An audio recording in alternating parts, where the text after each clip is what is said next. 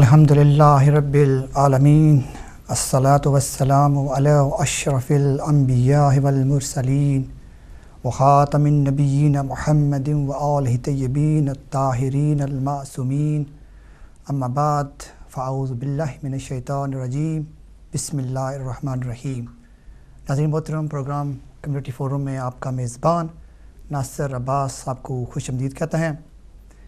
इस प्रोग्राम में आज हम उम्मत मुस्लिमा के हवाले से बात कर रहे हैं, लेकिन अपनी तमहीदी गुफ्तगू में मैं मुख्तसर से ये बात करना चाहता हूँ और इसके बाद इंशाअल्लाह हमारी आज के प्रोग्राम का आगाज़ हो जाएगा कि हज़ूर सरवर कायनात सल्लल्लाहु अलैहि वसल्लम के दौर से पहले के दौर को, या इस्लाम से पहले का जो दौर था उसको हम दौर जाहिलियत के नाम से पुकारते हैं कि वो जाहिलियत का दौर था। और उसकी जो तारीफ़ की जाती है जाहिलियत के दौर की, वो ये कि उन लोगों में मार्फत इलाही नहीं थी, एक बात। और दूसरी बात ये कि उस वक्त के इंसानों में बुग़्ज़, अदावत, कीना, दुश्मनी और बेइंसाफ़ी जैसी बुराइयां पाई जाती थी। इन बुराइयों की वजह से और मार्फत इलाही ना होने की वजह से उस दौर, पूरे दौर को जाहिलियत का दौर कहा जाता है। हालांकि उस दौर में जो रहने वाले लोग थे वो अपने आप को बड़े होशियार और बड़े बिजनेसमैन और बड़ा कुछ समझते थे, लेकिन चूँकि दुनिया वालों ने जब उनके करतूत देखे, जब उनके तरीक़ेकार को देखा, तो उन लोगों ने इस्लाम के बाद कहा कि ये दौर जाहिलियत का दौर था, क्योंकि इसमें हर तरह की बुराई पाई जाती थी। अगर उसके बाद हज़ूर सरवर कायनात आए, उन्होंने इस्लामी तालीमात के ज़रिए उन तमाम बुराइयों को अच्छाइयों में बदल दिया। वही लोग जिनके अंदर बुग़्ज़, कीना, नफ़रतें थी, अब वो मोहब्बत में बदल गईं। वही लोग जिनके यहाँ ख़ानदानी दुश्मनियाँ चली आ रही थी, 40 साल से, 50 साल से, 100 साल से जो दुश्मनियाँ चली आ रही थी, वही लोग एक दूसरे से मोहब्बत करने लगे और एक दूसरे के भाईचारगी का एक उनके अंदर एहसास पैदा हो गया। ये था हज़ूर सरवर कायनात का कमाल और वो तालीमात इस्लामी जो अल्लाह ताला ने अपने प्यारे नबी के ज़रिए इस दुनिया की इस्लाह के लिए भेजा। तो लोगों में तब्दीली आई। हम आते हैं आज के दौर में। तो आज के दौर में अगर देखा जाए तो क्या जो बुराइयां दौर जाहिलियत में थी, क्या आज वो नहीं है? तो इस दौर को फिर क्या नाम जो है दिया जाएगा?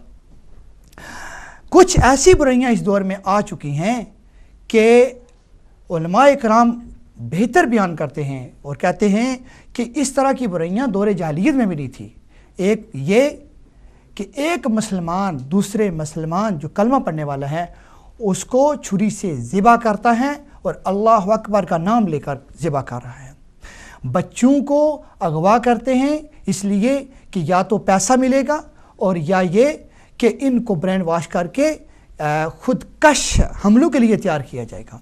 साफ़ियों पर हमले किए जाते हैं, उन्हें अगवा किया जाता है इसलिए कि वो हकीकत से पर्दा उठाने वाली लोग हैं। और ये जो आज के ज़ालिम लोग हैं वो ये चाहते हैं कि हकीकत से पर्दा ना उठे और उनके जो जुल्म हैं वो दबे रहें, दुनिया के सामने पेश ना हों। इस तरह की सितम ज़रीफ़ी, इस तरह का जुल्म अक्सर हमारे दानिशवर ये कहते हैं, लोग भी कहते हैं, सियासी रहनुमा भी कहते हैं, और ये एक सियासी डायलॉग भी है और किसी हद तक शायद हकीकत भी है कि तागूती ताकतों के असरात से उम्मत मुस्लिमा जो है वो इस वक्त सख्त दलदल में फंसी हुई है।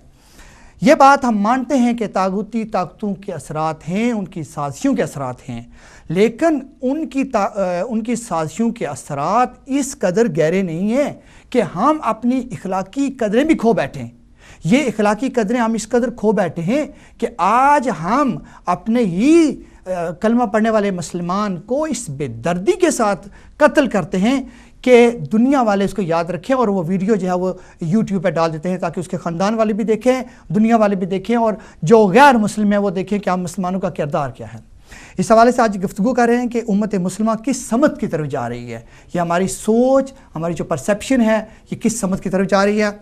इंतहाई काबिल इज़्ज़त और काबिल कदर जिनको अल्लाह ताला ने बसीरत, दूर अंदेशी जैसी सफ़ात से नवाजा, प्रोग्राम में उनको आज दावत दी है। बहुत मसरूफ़ हैं ये, जनाब मुबशर लकमान साहब ARY TV के प्रेजेंटर हैं और बल्कि पाकिस्तान के जो नंबर 1 प्रेजेंटर हैं, और इनके प्रोग्राम का नाम भी खरा सच है और सच के अलावा कुछ नहीं कहते। मैं ये कहता हूँ मुबशर साहब को कि आप सच बोलते हैं मगर आप हर लम्हे में अपनी जान जो है वो ख़तरे में डाल देते हैं।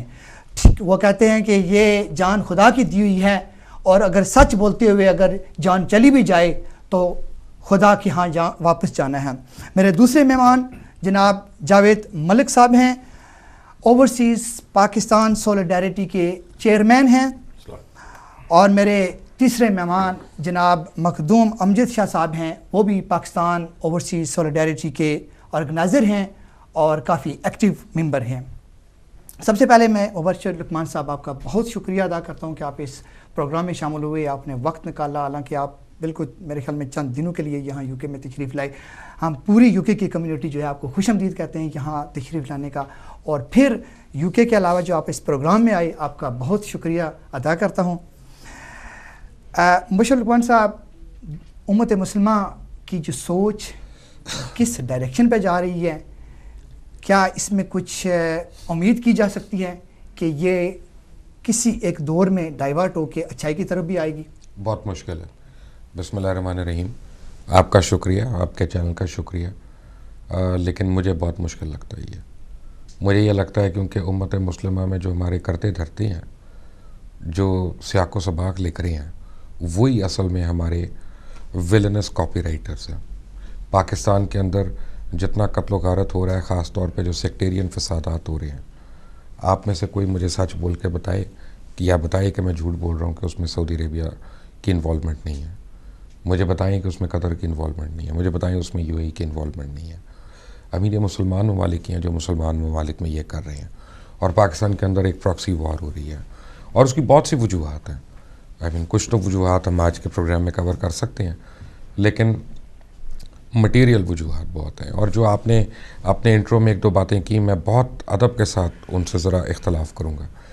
मसलन आपने कहा कि हुज़ूर सल्लल्लाहु अलैहि वसल्लम जब आए और इस्लाम आया, नहीं, मैं नहीं एग्री करता। इस्लाम आया हज़रत इब्राहीम अलैहिस्सलाम के टाइम से, और हम लोग उन्हीं के यानी दीन इब्राहीम एक्चुअली है, तो इस्लाम तो आया हुआ था। और उसके बाद अंबिया कराम भी आए, रसालत भी आई, उसके बाद आसमानी किताबें भी आईं, तौरात भी आई, ज़बूर भी आई, इंजील भी आई।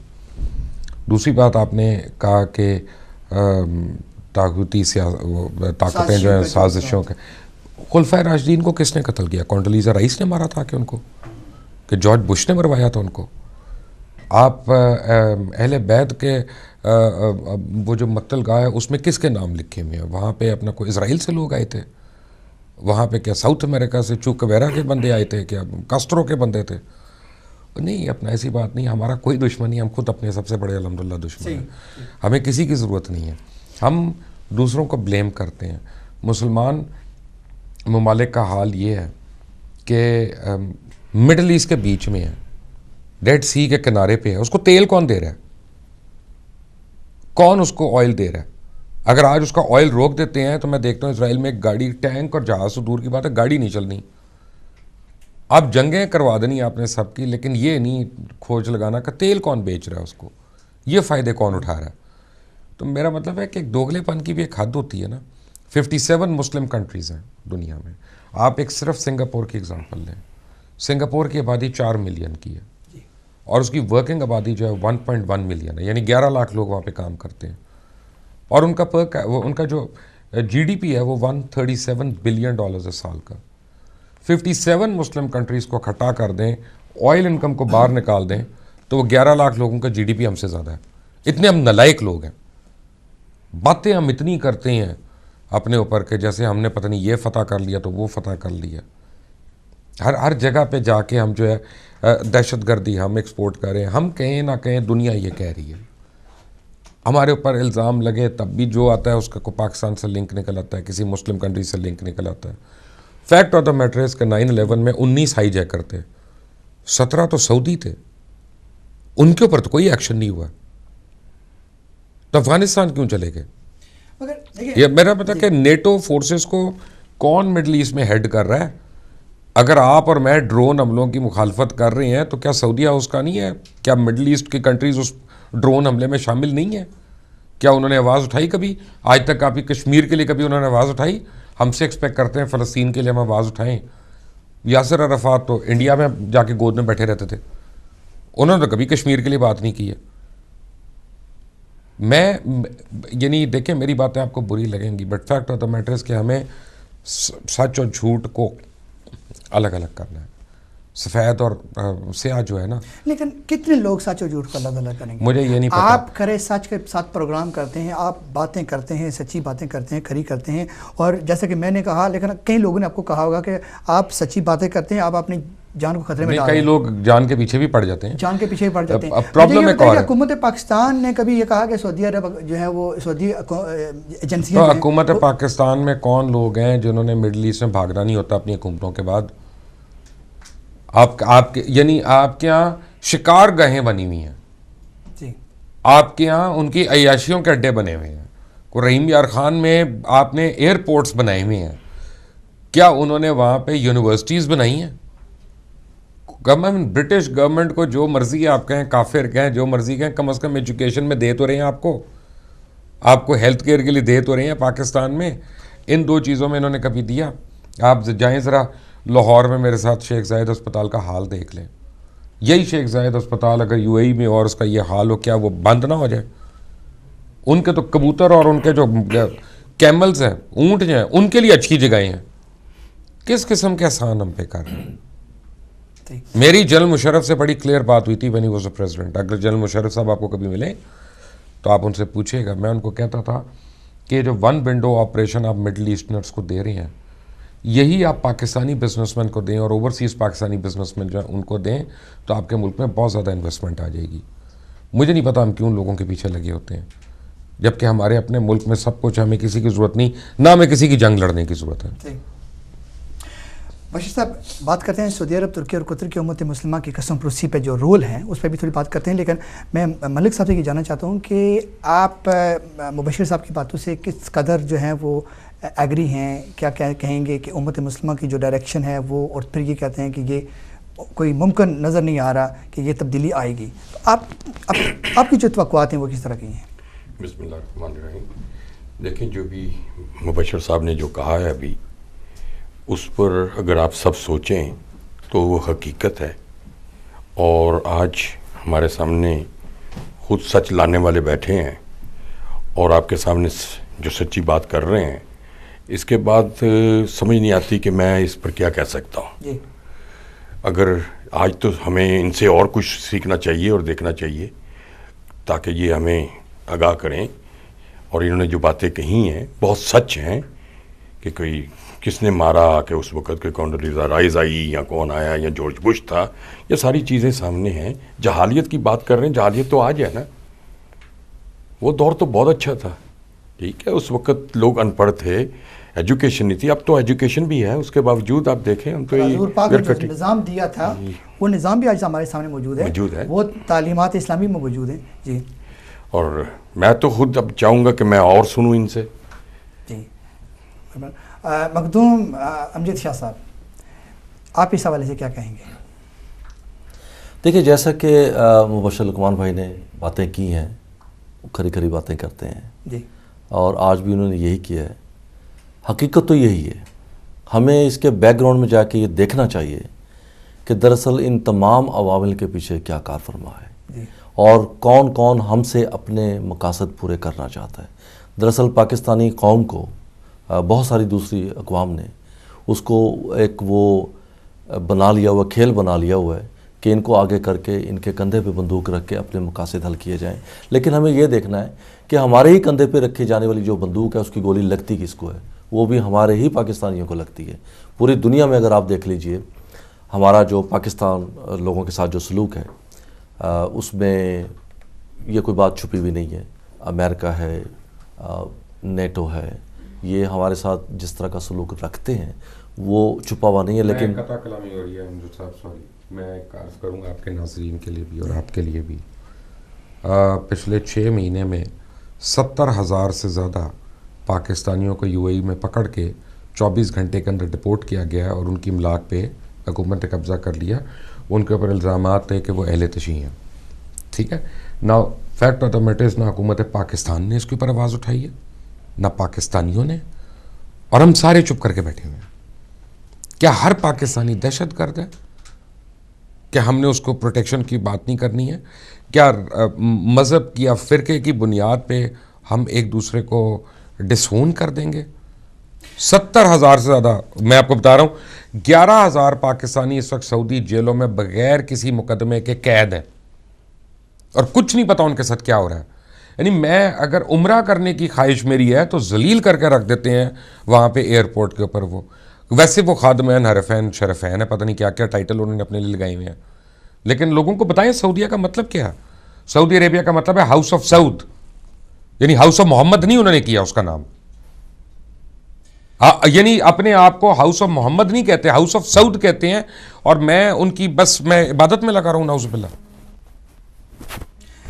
मुबश्शिर साहब, जो बात है ना सऊदी अरेबिया, तुर्की, कतर और यूए की आप जो बात कर रहे हैं वो तो एक तरफ है, उस पर तो हम आएंगे और आपसे पूछेंगे आज।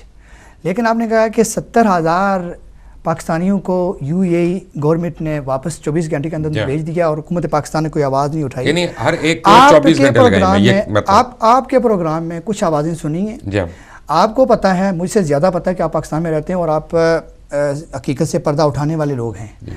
आपको पता है कि हुकूमत पाकिस्तान ने क्या कुछ किया है जब इतने सारे शियों को जेनोसाइड किया जा रहा है। एक्चुअली बात शिया और सुन्नी की नहीं है, please keep one thing in mind. बात यह है कि ये पाकिस्तानियों के ऊपर है, मुसलमानों के ऊपर है। आज अगर अहले तशी के ऊपर है, कल अहले सुन्नत के ऊपर होनी है, परसों देवबंदियों के ऊपर होनी है, तरसों किसी और के ऊपर होनी है। यानी ये नहीं होता कि फिर मैं सेफ हूँ, अगर मेरे इर्द गिर्द सारे लोग मारे जा रहे हैं तो इवेंचुअली मेरे ऊपर भी आना है लोगों ने। यानी ये कोई एक उसके पीछे नहीं है, पॉलिसी की बात है ना। पॉलिसी आप देखें, हुकूमत पाकिस्तान की कोई पॉलिसी मतलब तहकीकात करते रहते हैं, आप उनसे मिलते रहते हैं, आप उनके इंटरव्यू लेते रहते हैं, आपको तो पता होगा पॉलिसी क्या है। आप बोलते हैं जो पाकिस्तान कोयटा में जो कुछ हुआ है, जो हालात पाकिस्तान में जो शियों के साथ हो रहे हैं, आपने आवाज़ उठाई है। लेकिन मैं इंसानियत के हवाले से एक बात कर रहा हूँ। मैंने आपको एक बात बतानी है, आपने बड़ा अच्छा रेफरेंस दिया हज़ारा वालों, हज़ारा कम्युनिटी का। 5 दिन और 5 रातें यख बस्ता सर्दी में, जितनी सर्दी अभी मैनचेस्टर में आप देख रहे हैं ना, इससे बहुत ज़्यादा सर्दी की मैं बात कर रहा हूँ, ठीक है ना, और बारिश में। और पाकिस्तान में जितने हमारे जिस तरह के मलबूसात हैं गर्म, वो भी आपको पता होता है। आई मीन माएँ अपने बच्चों की लाशों को लेके बैठी रहीं और उन्होंने उफ नहीं की, एक सड़क का ट्रैफिक नहीं रोका, उन्होंने एक बस को नहीं रोका, उन्होंने किसी को गाली नहीं दी। जब राजा परवेज़ अशरफ वहाँ पे गए हैं मुज़ाकरात के लिए, पूरे क्राउड में से किसी ने एक ने आवाज़ नहीं लगाई उनको। एक जो नामज़द उनके स्पोक्स पर्सन थे वो आके बात करते रहे और आप जनाब वज़ीर आज़म करके वो बात करते रहे। मैंने अपनी ज़िंदगी में इससे ज़्यादा पीसफुल और थप्पड़ मारने वाला एहतजाज नहीं देखा। यानी राजा परवेज़ अशरफ समेत तमाम लोगों के मुंह पे उन्होंने चपेड़ मारी थी पकड़ के। और आपने वो नकवी साहब का इंटरव्यू लेते हुए आपने यही कहा था जी। और बात यह है कि दुख इस बात की है कि उस रात भी MM आलम रोड के हर रेस्टोरेंट में टेबलें भरी हुई थी। जमजम और क्लिफ्टन और बोट क्लब बेसन में खाने बन रहे थे, दावतें चल रही थी, कोई मेहंदी या माइयों की रस्म जो थी वो ख़त्म नहीं हुई थी, गाने भी बज रहे थे, उन पे लुड़ियाँ भी पड़ रही थी। 85 बिलियन की लाशें आप लेके आप मैनचेस्टर के किसी चौक पे बैठ जाएं, मैं देखता हूं यहां पे आग लगती है कि नहीं लगती। वो तो इंसान के बच्चे थे। यानी ये हमारी एज अ नेशन हमारा हाल हो गया। यानी इसका शी और सुन्नी से ताल्लुक नहीं है, इसका इंसानियत और गैर इंसानियत से ताल्लुक है। वैसे सऊदी अरब, तुर्की और कतर का जो उम्मत मुस्लिमा की कसम परोसी पर रोल है, उस पर आप क्या कहना? तुर्की का मुझे नहीं पता, लेकिन देखें बात कतर और सऊदी अरब, सऊदी अरेबिया की मैं इसलिए बात करता हूँ क्योंकि हम लोग उनसे रहनुमाई लेते हैं। हम लोग खाना काबा की वजह से, हम लोग रोज़े रसूल की वजह से, हम लोग हज और अपने मुक़द्दस जो त्यौहार हैं या हमारे जो फ़राइज़ हैं उनकी वजह से हम उनको जिस तरह से देखते हैं, हम उनको बिल्कुल in terms of respect and ऑ देखते हैं। लेकिन मैं ये देखता हूँ कि वो एयरपोर्ट के ऊपर से पाकिस्तानियों के साथ एक जो है ना तहज़ीक आमेज़ सलूक शुरू कर देते हैं, यल्ला यल्ला यल्ला ये इधर करके लाइन में यूँ करके हाथ से पुल कर करके पीछे कर देते हैं यूरोपियंस को और अमेरिकन को। मुझे मैं ये नहीं कह रहा यूरोपियंस हमसे बेहतर हैं, मैं ये नहीं कहता अमेरिकन हमसे अच्छे हैं, लेकिन मैं कहता हूँ कि पाकिस्तानियों की तस्लील ना करें। वहाँ पे आप हज करके दिखाएं, पाकिस्तानी पासपोर्ट पे जाएं, अल्जीरिया के पासपोर्ट पे जाएं, मोरक्को के पासपोर्ट पे जाएं, मोरक्को नहीं सॉरी अरब स्पीकिंग के लिए डिफरेंट है, ईरान के पासपोर्ट पे जाएं आप, और मुस्लिम डिफरेंट है। यानी खुद तो वो उम्मत मुस्लिमा की बात करते नहीं है, वो तो अरब वर्ल्ड की बात करते हैं, वो तो ओपेक कंट्रीज़ की बात करते हैं, ऑयल प्रोड्यूसिंग कंट्रीज़ की बात करते हैं। लेकिन बनने देना ज़रा गवादर, देखते हैं ना कौन बैठता है। फिर मुझे बताएं ना कि जब एक कत्ल होता है तो पुलिस स्कॉटलैंड यार्ड क्या कहती है, बेनिफिशरी को पकड़ो ना ज़रा कि इस कत्ल का बेनिफिट किसको हुआ, वहाँ से हम तफ्तीश शुरू करते हैं। तो गवादर बनता है तो सबसे ज़्यादा नुकसान किसको होता है, आपकी मिडल ईस्ट को होता है ना, इनकी ऑयल एक्सपोर्ट्स को होता है, गैस को होता है। तो मैं कैसे मान लूँ कि इनका हाथ नहीं है वहाँ कराची के यानी जेनोसाइड में, मैं कैसे मान लूँ मैं? ठीक, फ़लस्तीन के मुसलमानों पर या सीरिया के जो अभी ये वार शुरू हो गई है, इस पर कोई असर पड़ रहा है? नहीं, उतना ही असर पड़ रहा है जितना कश्मीर के मुसलमानों पर पड़ रहा है अब तक। देखें, इसमें एक ज़रा सी समझने की बात है कि फ़लस्तीन में सिर्फ मुसलमान नहीं है, वहाँ पे 50% के करीब क्रिश्चियन आबादी भी है। तो जो मुसलमानों के पेट में मरोड़ उठता है ना सिर्फ, वो भी कोई जायज़ नहीं है। वाइश, मैं तो अपने टीवी शो में मैं तो नहीं बात करता फ़लस्तीनियों के ऊपर, क्यों? क्या फ़लस्तीन में कोई टॉक शो जो है वो कश्मीर के ऊपर बात कर रहा है, वो अब्बास टाउन के ऊपर बात कर रहा है इन सपोर्ट? नेगेटिव बात 100 कर सकते हैं, क्या वो उन्होंने बात की ड्रोन हमलों के खिलाफ, और क्या हज़ारा के ऊपर उन्होंने बात की? कभी नहीं की। तो मेरा मतलब है कि आप डिप्लोमेटिक रिलेशन या रिलेशन जो होता है ना, वो गिव एंड टेक ही होता है। जितनी आप मुझे से देंगे मैं उससे ज़रा ज़्यादा दे दूंगा आपको, मैं आपको प्यार दूंगा तो आप भी इन रिटर्न प्यार देंगे। लेकिन ये तो नहीं है ना कि आप मुझे कहते हैं लुकमान साहब हमारे शो में आए, मैं फ़ोन भी ना उठाऊँ तो आप फिर क्यों आप बेइज्जत करेंगे? नहीं, बात आप बिल्कुल ठीक करें। मसला ये है कि अब जो इन ममालिक की जो पॉलिसियाँ हैं, बिल्कुल मसला ये है अब्बास साहब जी, इराक़ के ऊपर इजरायली प्लेन्स ने हमला किया। मुझे आप अभी अपने सामने लैपटॉप मंगाएं और गूगल पे देख के बताएं अगर मैं गलत कह रहा हूँ। सऊदी एवैक प्लेन्स ने पकड़ा उन प्लेन्स को कि नहीं पकड़ा? उन्होंने डिटेक्ट किया लेकिन उन्होंने बताया नहीं आगे, उनकी बला से। चाहे वो ईरान पे जाते चाहे वो इराक़ पे जाते, दोनों सूरतों में उनका फ़ायदा था। यार ऐसी पॉलिसीज़ में आप समझते हैं कि वो लीड कर सकते सिर्फ पैसे की बुनियाद पे उम्मत मुस्लिमा को? नहीं, यही मसला है ना, उनकी पॉलिसीज़ पे, उनकी पॉलिसीज़ से जो बुरे असरात उम्मत मुस्लिमा पर पड़ रहे हैं, हम उसकी बात करते हैं।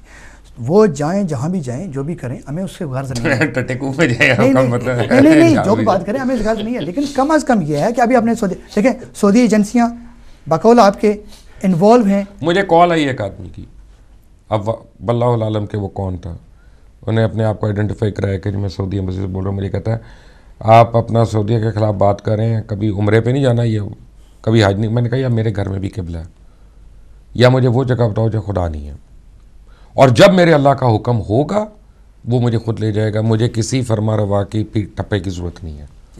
ठीक है ना? यानी हालत यह है कि आपने मेरे से अपनी मर्ज़ी की बात करवाने के लिए मुझे यही आपने आर्म ट्विस्टिंग करनी। आपसे तो अच्छे अमेरिकन हैं जिनको आप बुरा कह रहे हैं, आपसे अच्छे तो वो यहूदी हैं जो कम से कम 2 नंबरियाँ तो नहीं करते, सामने आके खड़े होते हैं। मैं तो अमेरिका को बुरा नहीं समझता, मैं तो अपना जितना मर्जी आप और आपके साथी उसको कहें। बात यह कि हमारे मुसलमानों से तो बेहतर है ना वो। आप ये इंग्लैंड में फिरते हैं, जितने ह्यूमन राइट्स यहाँ पे हैं, जितने एनिमल राइट्स यहाँ पे हैं, जितने प्लांट राइट्स यहाँ पे हैं। अभी आप जो जिक्र कर रहे थे हजूर मोहम्मद सल्लल्लाहु अलैहि वसल्लम का, आप देखेंगे कि जो स्टेट ऑफ मदीना है उसमें यही था ना, ह्यूमन राइट्स वगैरह। तो अगर ये गोरा अगर आज कलमा पढ़ लेता तो शायद मेरे और आपसे बेहतर ये 62 और 63 के ऊपर उतरता है। ठीक है, इसमें बात करते हैं, लेकिन ब्रेक से पहले मैं अपना मखदूम शाह साहब से पूछूंगा, क्योंकि आप यहाँ के बड़े एक्टिव मेंबर हैं, आपने यहाँ काम भी किया और पाकिस्तान ओवरसीज़ पाकिस्तान सॉलिडारिटी है उसके साथ भी आप काफ़ी एक्टिव मेंबर हैं। तो यहाँ के जो मसाइल हैं यहाँ के मुसलमानों के, उस हवाले से आप क्या कहेंगे? मेरा ख्याल है मैं यहाँ पे जो सोशल इश्यूज़ है ना, थोड़ा सा उसकी तरफ रोशनी डालना चाहूँगा कि यहाँ पे हमारी कम्युनिटी के जो उसमें सेग्रीगेशन है, उसके अलावा फिर हमारे जो सोशो इकोनॉमिक प्रॉब्लम्स हैं, उसमें हमारी एजुकेशन है बच्चों की, हमारे यंगस्टर्स की। अगर देखा जाए हमारी जो रेशो है एजुकेशन में, हायर एजुकेशन में, वो ना होने के बराबर है। अब उसकी वजूहात बहुत सारी हैं, उसमें हमारे कुछ थोड़ी बहुत इग्नोरेंस जो है वो पेरेंट्स की भी है, कुछ थोड़ी बहुत हमारा जो सेटअप है उसकी भी इग्नोरेंस है। उसमें फिर ये होता है कि बच्चों में जो सलाहियतें हैं उनको सही तौर पे उजागर होने का मौका नहीं मिलता, क्योंकि रोल मॉडल्स की चूँकि कमी है उस हवाले से। अगरचे तालीम में काफ़ी सारे लोग अब आगे आ रहे हैं, इस चीज़ को महसूस करते हैं। और अब दूसरी बात यह है कि अब हमारी जो अगली जनरेशन आ रही है वो आहिस्ता आहिस्ता अपने उस कल्चर से थोड़ी बहुत डिटैच हो रही है। उस डिटैच होने के हवाले से फिर वो एक रुख की तरफ जो वो चल पड़े हैं, और इसीलिए यहाँ पे यूके में हमें जो बच्चों में, ख़ासतौर पे यंगस्टर्स में जो आइडेंटिटी की जो कमी है या कन्फ्यूजन है वो महसूस होता है, इसलिए कि उनको ना तो सही तरह से अपने कल्चर ही में रहने दिया गया है और ना सही तरह से वो दूसरे कल्चर को अपना सकें। वहाँ पे वो हमारे कल्चर में यूँ कह लीजिए मिसफिट थे और इस कल्चर में अनफिट हो गए, किसी एक तरफ वो लग नहीं पा रहे। उसके लिए OPS हमारा जो ओवरसीज़ पाकिस्तान सॉलिडेरिटी है, हम उस पर जो काम कर रहे हैं उसके साथ साथ हमारे अगराज़ व मकासद में ये भी शामिल है कि हम अपनी आने वाली नस्ल को आइंदा के लिए एक ऐसा प्लेटफॉर्म मुहैया करें जहाँ एक वो अपनी आवाज़, ना सिर्फ आवाज़ उठा सकें बल्कि जो एक डिसीजन मेकिंग जो एक प्रोसेस है उसका वो हिस्सा बन सके, ताकि वो ख़ुद उस अपने डिसीजन को ओन करें और उस पर ख़ुद अमल दरामद करके ख़ुद अपने लिए एक रास्ता तैयार कर सकें। और ख़ुद वो, और हम उनको इंशाल्लाह हम उनको पूरी सपोर्ट देंगे। सरेदस्त हम ये कोशिश कर रहे हैं कि ओवरसीज़ पाकिस्तानीज़ जो हैं पूरी दुनिया में उनके जायज़ हकूक़ जो हैं उनको तस्लीम किया जाए, और न सिर्फ तस्लीम किया जाए बल्कि उन पर अमल दरामद भी जो है वो यकीनी बनाया जाए। हम इसकी पूरी कोशिश कर रहे हैं। हम सुप्रीम कोर्ट में हमारी एप्लीकेशन गई हुई है ये ओवरसीज़ के हवाले से। हम दरअसल ये चाहते हैं कि हुकूमत पाकिस्तान ख़ास तौर पे जो वहाँ के करते धरते लोग हैं वो इस बात को माने और इस बात को तस्लीम करें कि ओवरसीज़ पाकिस्तानी जो है वो पाकिस्तान की इकॉनमी में एक बहुत बड़ा उनका अमल दखल है, एक बहुत बड़ा उनका किरदार है। और उनको कम से कम अगर ये भी देख लिया जाए तो उनको उस किरदार के हवाले से अगर देखा जाए तो उनको वो जायज़ हकूक़ जो उनके हैं कम से कम उनको वो भी दिए जा सकें। और अब जो हमें ख़ास तौर पे ओवरसीज़ पाकिस्तानीज़ को इस पॉलिटिकल प्रोसेस से बाहर रखने की जो कोशिश की जा रही है, हम उसके ख़िलाफ़ कोशिश कर रहे हैं कि हमें दोबारा वापस उस प्रोसेस का हिस्सा बनाया जाए। और मैं तो यहाँ तक भी कहूँगा कि न सिर्फ ये कि वोट डालने के लिए हमें हकूक़ दिए जाए, इजाज़त दी जाए, बल्कि अगर ऐसा भी क्यों ना कर लिया जाए कि पाकिस्तान में रह के भी तो बहुत से मुख्तलिफ मिनॉरिटीज़ के लिए उन्होंने सीटें बना रखी हैं, तो ओवरसीज़ पाकिस्तानी इसके लिए भी सीटें मुख्तस कर दें अगर ज़्यादा है तो। पहले वोट का हक तो लेना। जा तो ये एक प्रोसेस की तरफ हम आना चाह रहे हैं कि इसको किसी तरह हम इसको मनवा सकें। आपने चेयरमैन है अपना ओवरसीज़ पाकिस्तान सॉलिडेरिटी की, अब आपने आवाज़ उठाई, माशाल्लाह आपका ये जो है बड़ा एक कारनामा था। लेकिन आपने ये भी कहा कि आप इलेक्शन कमीशन ने ये कह दिया है कि अब वो जो है पाकिस्तानी बाशिंदे जो UK और यूरोप में रहते हैं अपना वोट डाल सकते हैं, लेकिन अब कोई इस पर कन्फर्मेशन तो नहीं आई ना? कन्फर्मेशन नहीं आई है, लेकिन अब वो इससे भी बैकआउट हो गए हैं, इससे भी पीछे हट गए। इस पर भी बात करेंगे एक मुख्तसर से ब्रेक के बाद। और इसके साथ साथ पाकिस्तान में जो करप्शन हो रहा है, अभी जो इलेक्शन आ रहे हैं उस हवाले से भी बात होगी, और बिलखुसूस जो है पाकिस्तान में सहाफ़ियों पर जो हमले हो रहे हैं उस हवाले से मुबशर लुकमान साहब से पूछेंगे कि वो क्या करना चाहेंगे। एक मुख्तसर से ब्रेक और इसके बाद फिर दोबारा इंशाल्लाह आपकी खिदमत में हाज़िर होते हैं।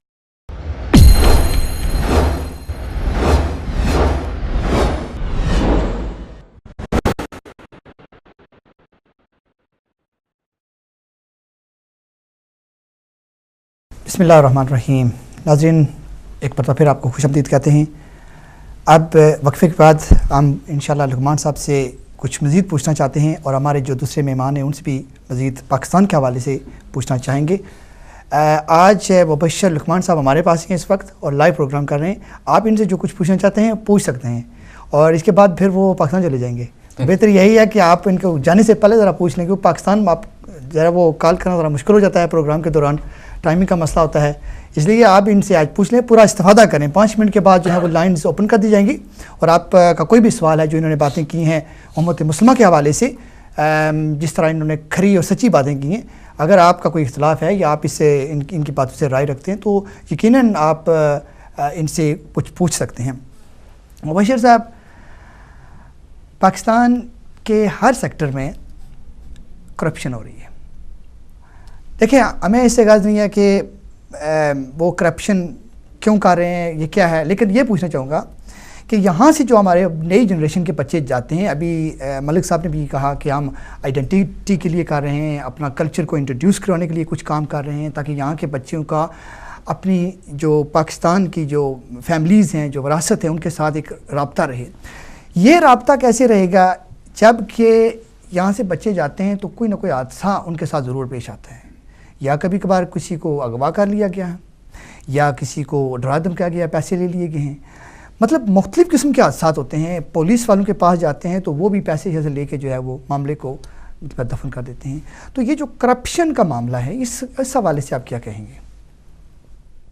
मेरा ख्याल है कि जी कोई ऐसा नहीं है जो उस करप्शन के ख़िलाफ़ है जब तक वो उस करप्शन का बेनिफिशरी ना हो।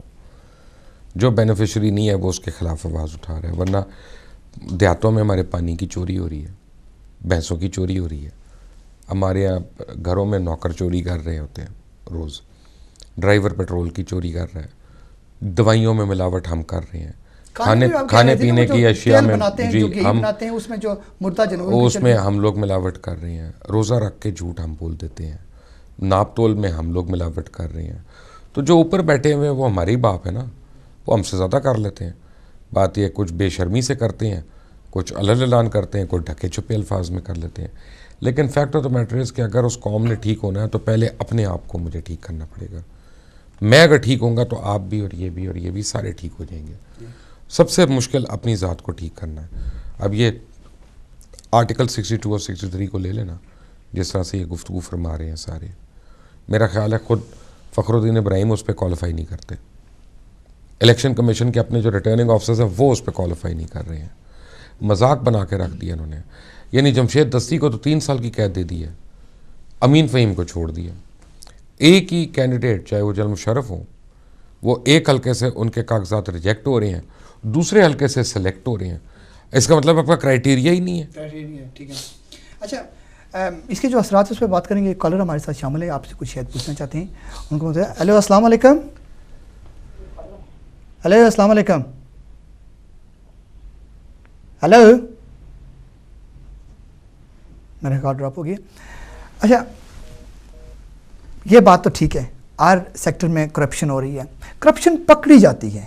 वो जो आपने वो मामले सामने लाए ना, तो इंतज़ामिया देख नहीं रही थी? नहीं तो इंतज़ामिया उसमें शामिल थी। इंतज़ामिया कंट्रोल क्यों नहीं करती? आपके प्रोग्राम में मैं बड़ी दिलचस्पी से देख रहा था। आपने कहा जी कि ये चीज़ें सारी आपने सामने मतलब रख के बता दिया। हुकूमत भी देख रही थी, इंतज़ामिया भी देख रही थी। आपने ये भी बताया कि इंतज़ामिया के लोग वहाँ मौजूद थे, गए, सारा कुछ। तो ये इंतज़ामिया उस पर एक्शन क्यों नहीं करती? एक 8वीं जमात पास आदमी या 9वीं जमात पास आदमी आपका वज़ीर तालीम लगा हुआ है और हर जगह आके वो बातें कर रहा है मोरालिटी की। खुद मेरे ऊपर वो भाईजान तबर्रा करते रहे और मैंने जब, मेरा कसूर ये था कि मैंने उनकी जाली डिग्री दिखाई थी और उसके बाद उन्होंने कितनी कस्में खाई।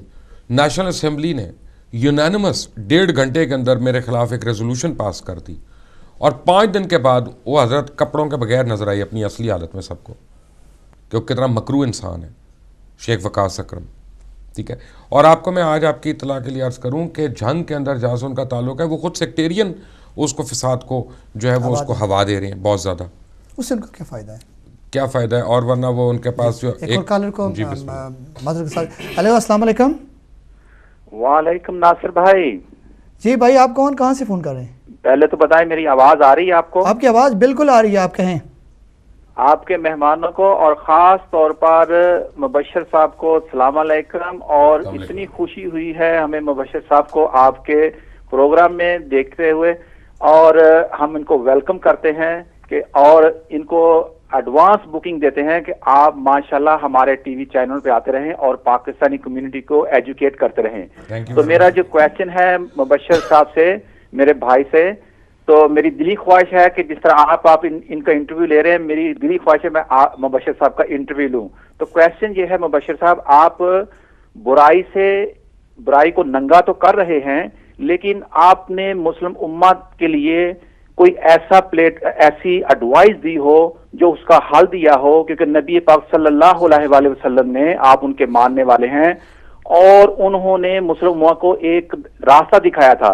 तो मुबश्शिर लुकमान साहब, आप मुझे मुस्लिम उम्मत को बताएं कि कौन सा रास्ता है जहां से हम इकट्ठे हो सकते हैं और दोबारा वापस पावर में आ सकते हैं और दुनिया में पीस और हम फैला सकते हैं, इन बुराइयों को खत्म कर सकते हैं। प्लीज हमें गाइडलाइन दें, वो आपके पास कौन सा रास्ता है जिस रास्ते पे। पहले तो मुझे ये बताएं कि मैं सच बोलूं कि एक सियासी सा बयान दे दूं कि जी हम अल्लाह ताला की किताब और उसके रसूल की सुन्नत को पकड़ लें तो हम फिर कोई हमें कुछ नहीं कर सकता। एक तो मैं ये भी कह सकता हूं, लेकिन सच तो ये ना कि वही हम नहीं कर रहे और हमारा कोई इरादा भी नहीं लग रहा कि हम उस पर अमल करें बाकायदा तौर पर।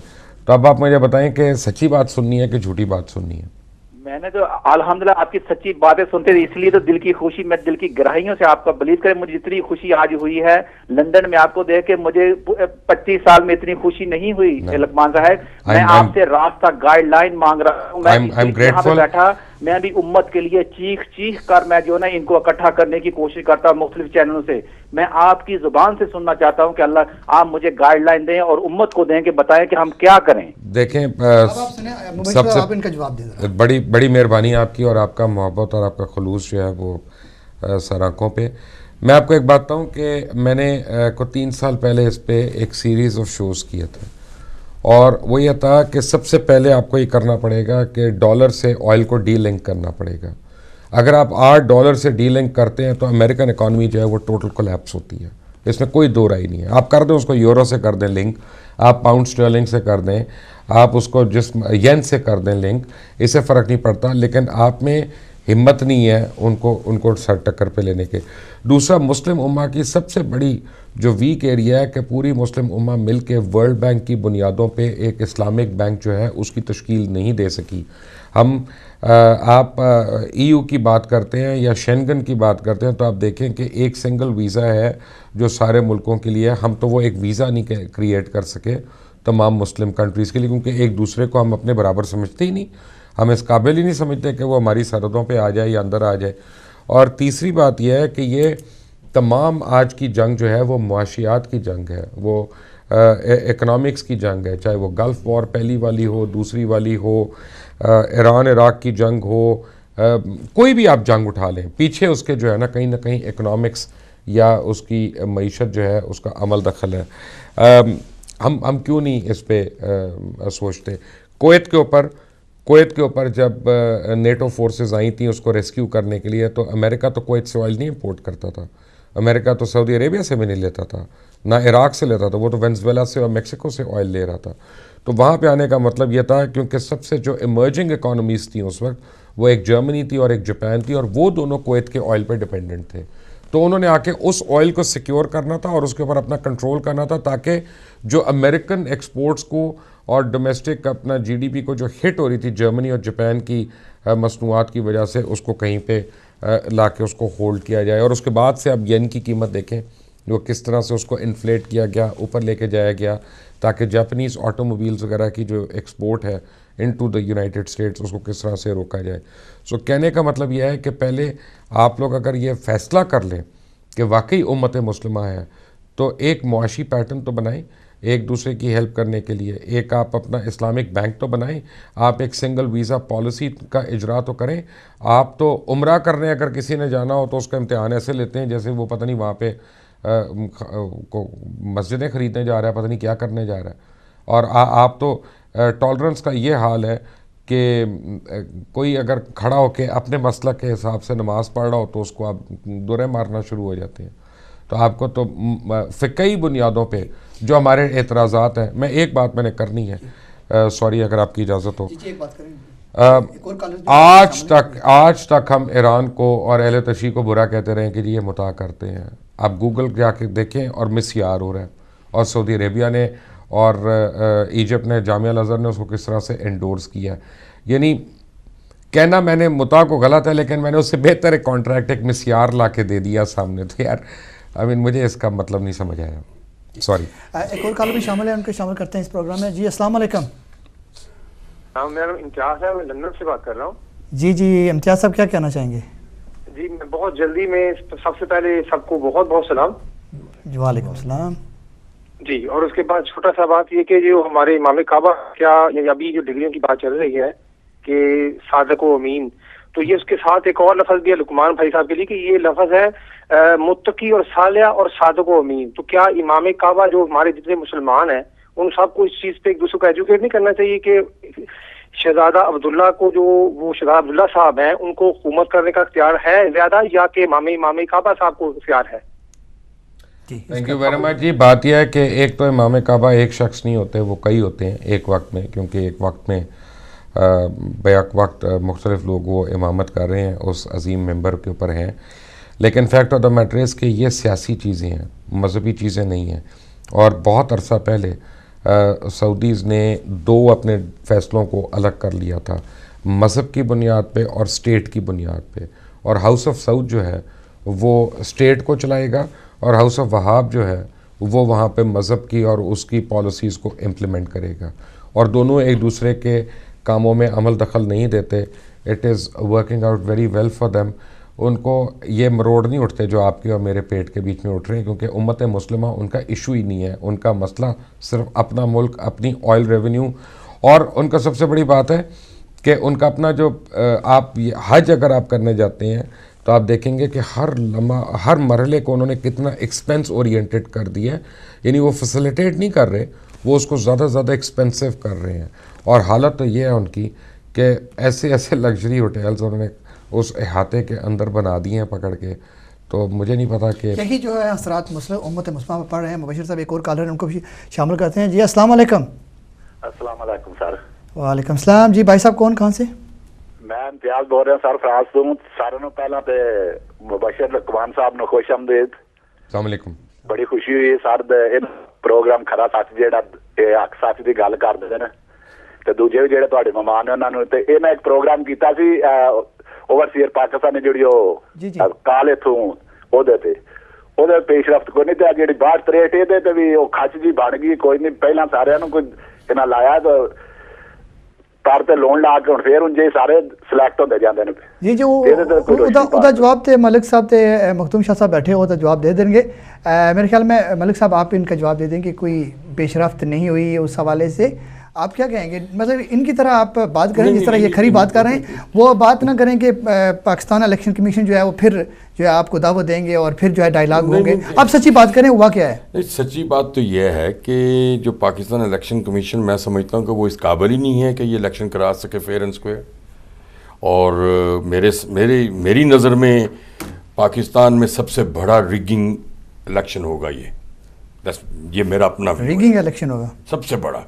क्योंकि अगर इनको इतनी तकलीफ है हमारे पाकिस्तान में वोट डालने की यहाँ पर प्रॉपर एक मैकेनिज्म के ज़रिए, तो फिर ये सच्चे कहाँ से हो सकते हैं? 2.5 साल इन्होंने इतना पैसा लिया और 2.5 साल से ये हमारे हक के लिए बात काम करते रहे हैं।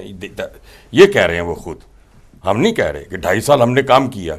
जब हमने कहा जी आप क्लैरिफिकेशन दें कि आपने क्या काम किया, अच्छा, तो उनके पास जवाब ही कोई नहीं है। मलिक साहब आप मजीद कोशिश करेंगे इस मामले को और जी ये तो हम बिल्कुल करेंगे और करते रहेंगे इंशाल्लाह ताला कि ये मामला जो है वो बिल्कुल। जी देखिए, जितने भी भाई जो सुन रहे हैं, जो देख रहे हैं, वो आएँ, OPS का साथ दें, हमारे साथ खड़े हों, साथ चलें और इंशाल्लाह ताला हम अपना हक लेंगे और लेकर दिखाएंगे इंशाल्लाह ताला। मखदूम शाह साहब आप किस कदर पर उम्मीद हैं?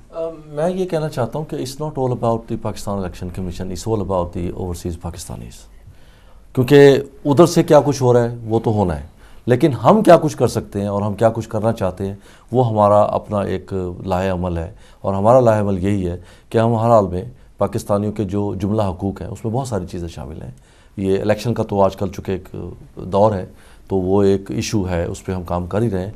लेकिन हम इसके अलावा भी देखिए, हमारे पाकिस्तान के यहाँ पे ओवरसीज़ जो लोग हैं उनकी पाकिस्तान में जायदाद पे कब्ज़े हुए हैं। उनको आपने ख़ुद जिक्र किया है कि यहाँ से जब हम लोग जाते हैं तो हमें बहुत सारे हादसा सामने आते हैं। ख़ुद मेरे 2 साल पहले मेरे बहनों ही पाकिस्तान गए थे, 6 महीने तक वो अगवा रहे बराए तावान। तो इस किस्म के जो हादसात हैं हम उनकी तरफ भी तवज्जो देना चाहते हैं कि आइंदा हम ओवरसीज़ पाकिस्तानीज़ के लिए एक ऐसा प्लेटफॉर्म मुहैया कर सकें कि आइंदा आने वाले वक्त में वो इन हालात से, इन हादसात से फिर से दो चार ना हो। उनकी जायदाद पे जो कब्जे हुए हैं हम उनको वागुजार करवाने के लिए आप उस पर भी बात करेंगे। आप किस कदर पुरुमीद हैं जो जायदाद पे कब्जे होते हैं और मुख्तलिफ जो इस तरह के हादसात, उस पर बात करेंगे, लेकिन कॉल को शामिल करते हैं। हेलो, अस्सलाम वालेकुम। हेलो, अस्सलाम वालेकुम। हेलो, वालेकुम सलाम जी। भाई साहब कौन, कहाँ से? मेरी तरफ से मुबशर साहब और आपकी तमाम टीम को मैं सलाम पेश करता हूँ। खान जाफरी अर्ज कर रहा हूँ डेनमार्क से। खान जाफरी डेनमार्क से जी। जी खान जाफरी साहब क्या कहना चाहेंगे?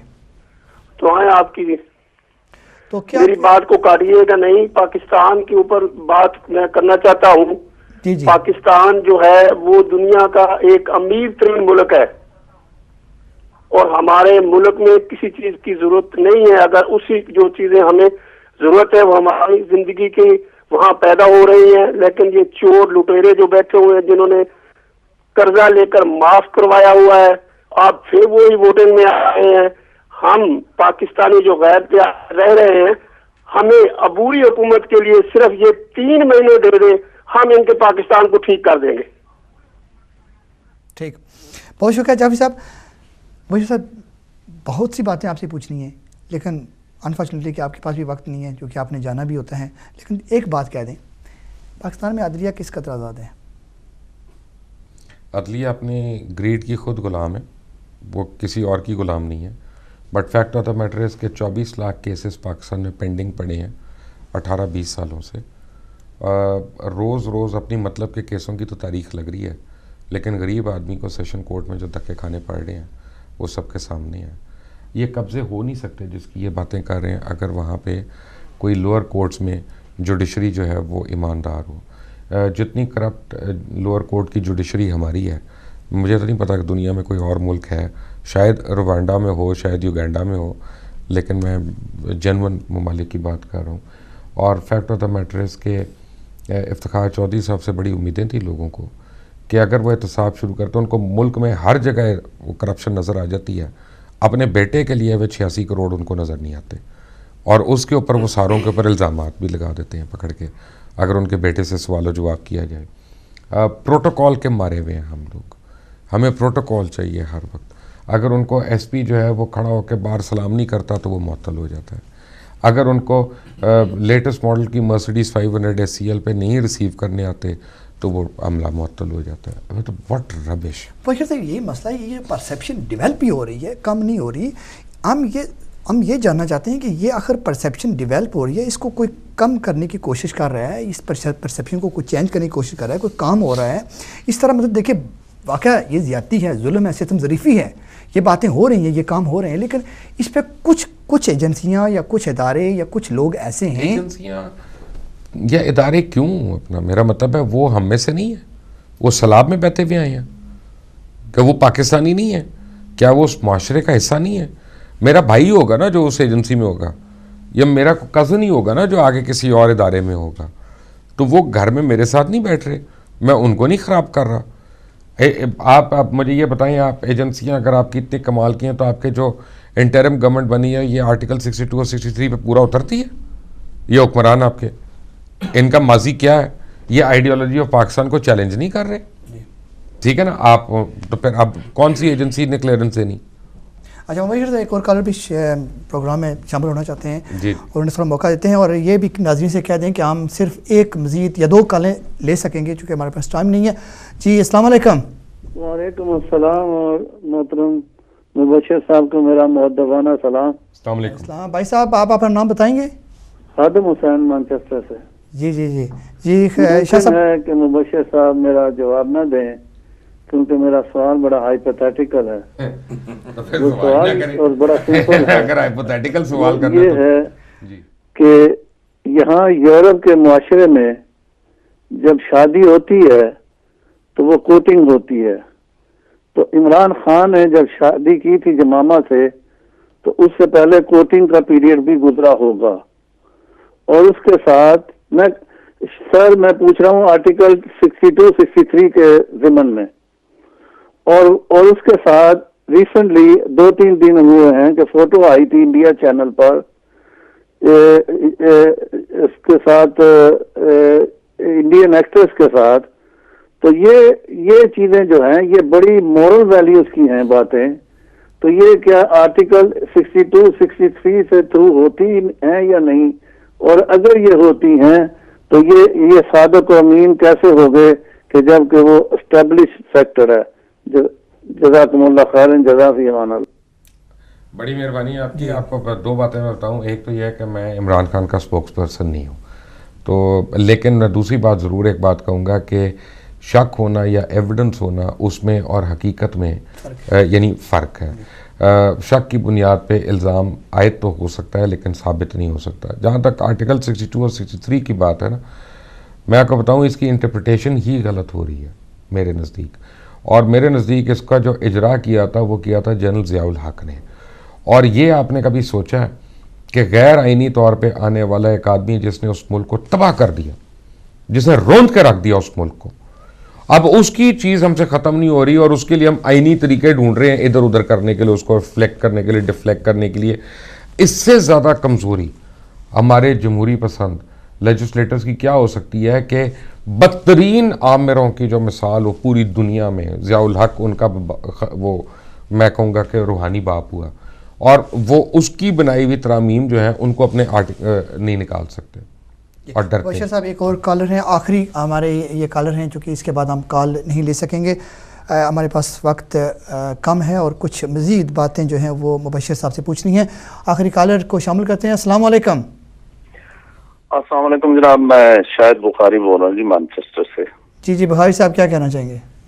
मैं आपके सब मेहमानों को खुशामदीद कहता हूँ और मुबशिर भाई से 2-3 रिक्वेस्ट मैं बिल्कुल मुख्तसर करूंगा कि एक तो जनाब ये ओवरसीज पाकिस्तानियों के हक के राय दही पे कुछ थोड़ी सी रोशनी डालने की अब उसकी क्या सिचुएशन है, कोई ऐसा प्लान बन रहा है पाकिस्तान में कि हम लोग इधर वोट दे सकें।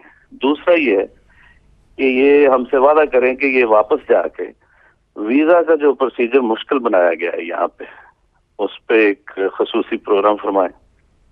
तीसरा, यहाँ से 1 मील के फासले पर पाकिस्तानी काउंसलेट है जिधर आप बैठे हुए हैं, काइंडली जाते हुए वहां पे जाके उसके बाहर जो उनका लगा हुआ ना जी फेशल, उनका जो साइन बोर्ड लगा हुआ है उसकी एक तस्वीर बनाते जाइए और अपने प्रोग्राम में कभी वो दिखाइएगा।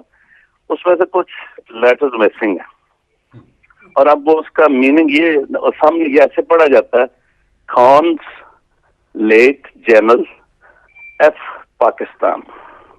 1 साल से ये लिखा हुआ है।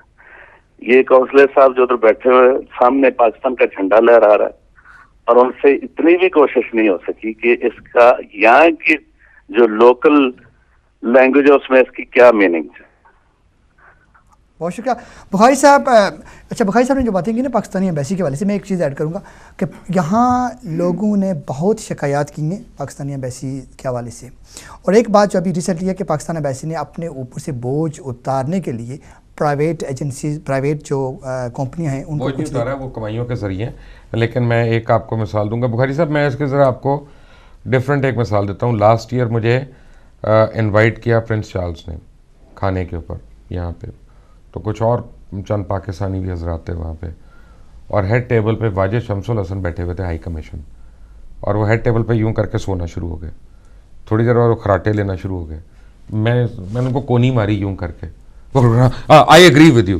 तो प्रिंस चार्ल्स परेशान हो गया, उसने कहा मैं I never said anything, I mean what are you agreeing with. और यकीन माने बिला मुबालगा 12 से 15 मिनट के बाद वो हजरत दोबारा सो गए। और यानी ये अलमिया है, आपको बता रहा हूँ कि जो आपका टॉप मैन है वो सोया हुआ है और वो मरा हुआ है, और आप नीचे के लोगों से क्या उम्मीदें करते हैं। कल मैंने लीड्स के अंदर एक फंक्शन पे कुछ पाकिस्तानी काउंसलेट के लोगों को देखा है कि वो ऑफिशियली आ रहे हैं वहाँ पे और अपनी पूरी फैमिलियों को लाएंगे और उनको वहाँ खाने खिलवा रहे हैं और ये कर रहे हैं, या तो अपनी जेब से खिला रहे हो। मुझे आज ही एक सहाफ़ी ने यहाँ पे, बल्कि ये शाह साहब आपको उनका नाम बता सकते हैं, कि वो कॉलम लिखते हैं, उन्होंने मुझे दिखाया कि इतने कितने डिप्लोमेट्स हैं जो वापस गए नहीं आज तक अपने टेन्योर्स ख़त्म होने के बाद। यहीं पे उनके बच्चे पढ़ रहे हैं, यहीं पे उन्होंने घर ले लिए हैं, यहीं पे उनकी इन्वेस्टमेंट्स हो गई हैं। अगर मेरे जैसा कोई शख्स ऊपर हो, मैं तो इनको स्किन कर दूं कि जो पाकिस्तान की नौकर हैं ये लोग, ये हमारे टैक्सों पे तनख्वाहें लेने वाले हैं, और इनकी आप ठाट बाट देखें, लगता है ये को वॉइस रहे हैं और ये को हुक्मरानी करने के लिए, पैदा ही हुक्मरानी करने के लिए हुए हैं, लेकिन बेसिकली ये नौकर हैं आपके और हमारे।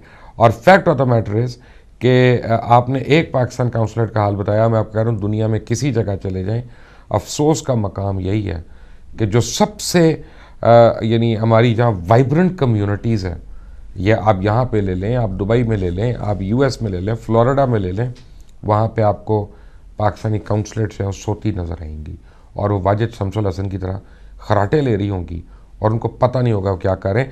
बट अलमिया एक और है, हालांकि मेरी सलाम दुआ भी है, यहाँ पे मौजूद पाकिस्तानी भी कोई बेहतर नहीं है। जो लॉर्ड नज़ीर ने बयान दिया उसके वो या कोई सेंसिबल बयान था। आई मीन कि अब उनको माजरत भी करनी पड़ रही है और अब वो डैमेज भी हो गया सब कुछ। इसलिए यहाँ पे मैं पाकिस्तानियों को देखता हूँ माजरत के साथ। अभी भी मैं मिला था, कोई 20-25 पाकिस्तानी खाने की टेबल पे साथ थे। जो 2 अफराद मेरे साथ बैठे होते थे वो सामने वाले 2 अफराद की बुराई शुरू कर देते थे। जो उधर बैठे हुए थे, जब मैं तस्वीर खिंचवाने उनके साथ खड़ा हुआ तो वो उनके मतलब मेरे से कान में बात कर रहे हैं। आप खुद तो एक है नहीं, खुद तो आप अपना एक इंटरेस्ट नहीं है, एक दूसरे के साथ खड़ा होना आपको गवारा नहीं है, तो आपने फ़खरुद्दीन इब्राहिम से क्या राइट ले लेना वोट देने का? और इस इलेक्शन में आपको वोट का राइट नहीं मिल रहा, बॉटम लाइन, क्योंकि आप खुद यूनाइटेड नहीं है। बशीर साहब, चूँकि वक्त हम अभी जो इख्तिताम को पहुँच रहा है, लेकिन आखिरी बात मैं आपसे पूछूंगा, लेकिन इससे पहले मैं जावेद साहब और शाह साहब से भी एक बात पूछना चाहता हूँ। आपसे जो बात पूछूंगा वो यहाँ की कम्युनिटी के हवाले से है, ठीक है, कि किस कदर आपसे मोहब्बत करती है, आपने क्या महसूस किया है। लेकिन मलिक साहब, ये पूछने से पहले अगर आप ये बताएं कि आप जो कोशिशें कर रहे हैं, अभी आपने कहा कि कब्ज़ा ग्रुप पे हम बात करेंगे, और कल्चर के हवाले से कि यहाँ के जो बच्चे हैं बिलखसूस उनको इंट्रोड्यूस करवाया जाए ताकि वो एक अटैचमेंट उनकी रहे। ये जो करप्शन की बात अब बशीर साहब कर रहे थे, और इन्होंने भी कहा कि करप्शन तो हर जगह पे है। इस करप्शन, ये एक बैरियर है, करप्शन जो है यहाँ की कम्युनिटी और वहाँ की कम्युनिटी को साथ मिलाने के लिए एक बड़ा बैरियर जो है वो एक करप्शन है। तो आपको ये मुश्किलात पेश आएंगी, आप इस हवाले से क्या आपकी स्ट्रेटजी तैयार करेंगे? मुश्किलात तो हमें ऑलरेडी पेश आ रही और डेफिनेट आएंगी।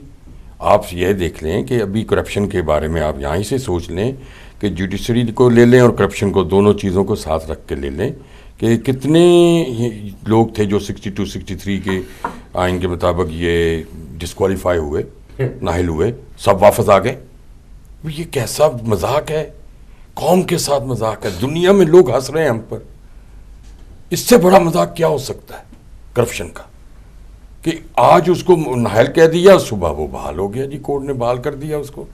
नहीं, आप बताएं, इस अगर ऐसा निज़ाम है हमारा तो क्या कामयाब होंगे हम? कहाँ से कामयाबी आएगी हमें? कहाँ से आगे बढ़ेंगे हम? कैसे हम रिश्ते को जोड़ेंगे?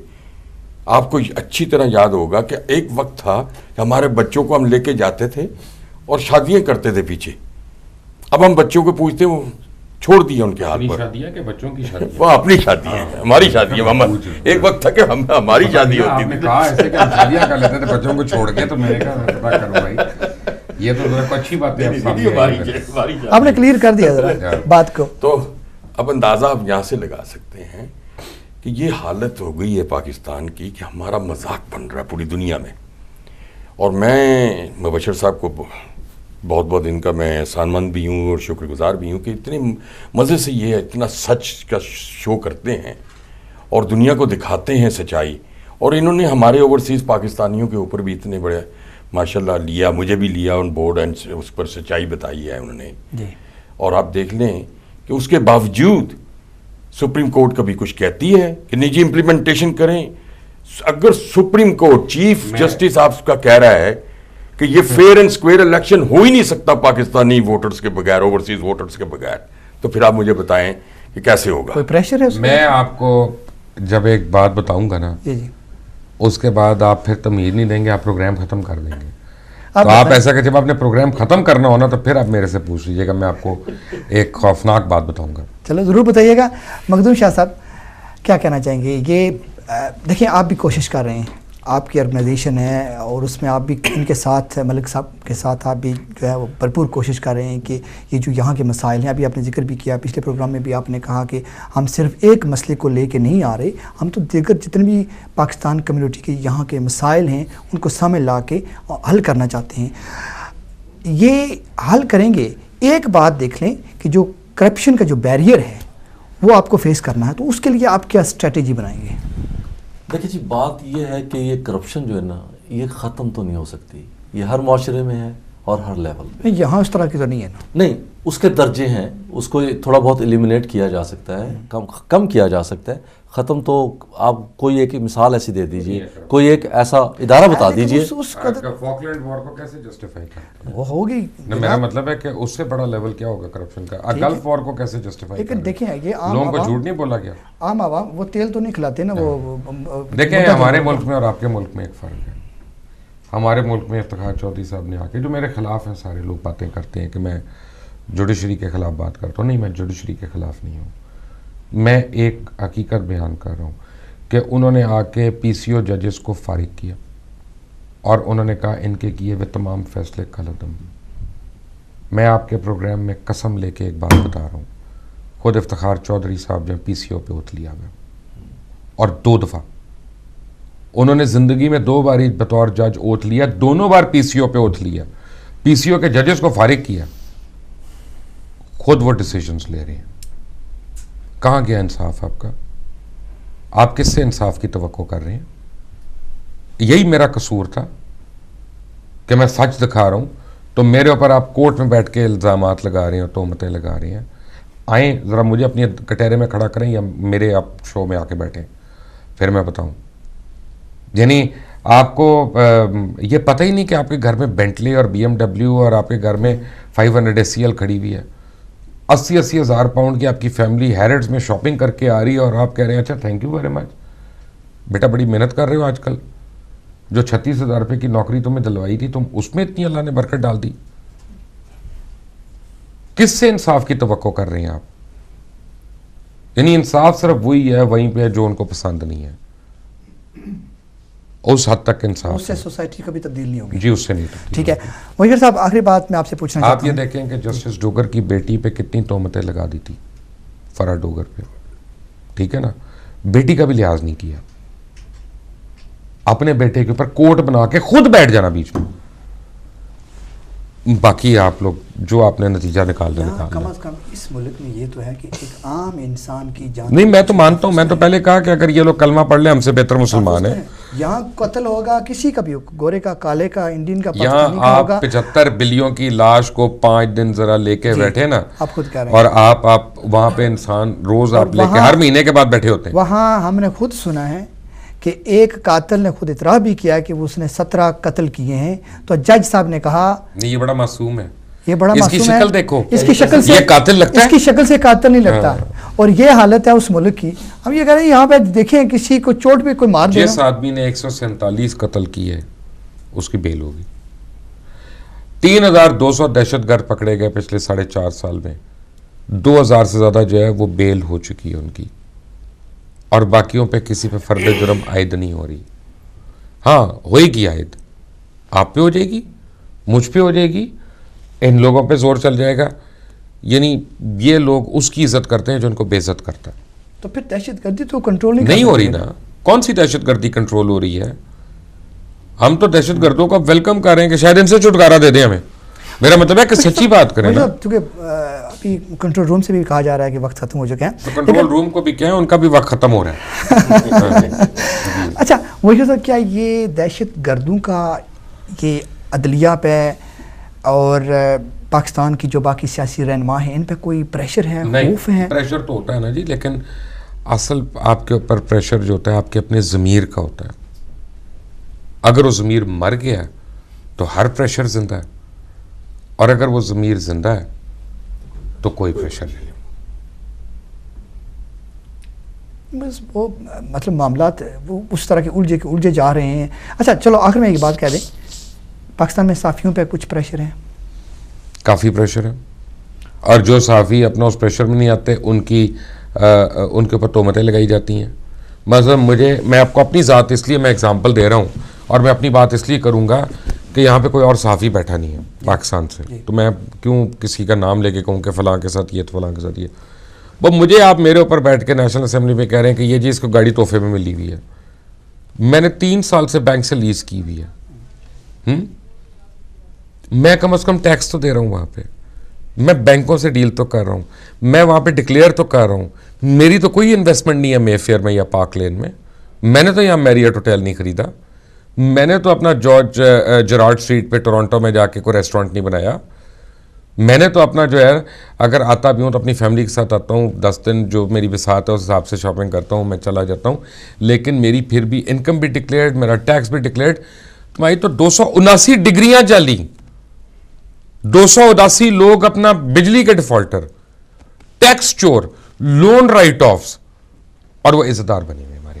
मुबश्शिर साहब, मुझे कंट्रोल रूम से बताया गया कि कोई 20 से 30 फ़ोन लाइन जो हैं वो होल्ड पे थी, तो चूँकि टाइम हमारे पास नहीं है और लोगों ने ये रिक्वेस्ट की है कि मुबश्शिर साहब को कम से कम 8 बजे तक बैठाए रखें यहाँ। मुझे मेहरबानी है आपकी, अपना वो जाने से पहले मैं कहूँगा जी जी कि वो ज़रा वो जो आपके हॉस्पिटल में एक ऑफिस खुला हुआ था, और वो साहब जो बार बार अपनी बीमारी की वो सर्टिफिकेट भेज रहे थे कोर्ट में, और वो ज़रा थोड़ी सी रोशनी डाल दे उस पर। बात यह है कि आप लोगों को बड़ा मशहूर केस पता है वहाँ पे हारिस स्टील का, पंजाब बैंक का।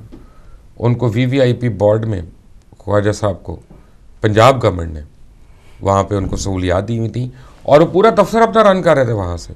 हमने जब छापा मारा अंदर, और मुझे उसके बाद उन्होंने इतनी की ऑफ़र की कि मुझे आइंदा ज़िंदगी में TV शो करने की ज़रूरत नहीं थी। अगर मैं उनकी उस दिन ऑफ़र मान लेता, मैं फिर अपना चैनल नहीं खोल के बैठा होता। ये हाल है। तो आपने क्यों नहीं किया? मैं अल्हम्दुलिल्लाह उसकी एक वजह है कि मैं जब शुरू हुआ था अपने ज़िंदगी में, तो मेरे ऊपर अल्लाह ने बड़ी मेहरबानियाँ की। मैंने तो टॉयलेट्स भी धोई हैं होटलों के अंदर, मैंने तो सड़क पे हॉकर के तौर पे भी काम किया है। अब मैं बरसगीर का वाहिद एंकर हूँ जिसका अपना ज़ाती जहाज़ भी है, और मैं ख़ुद उड़ाता भी हूँ।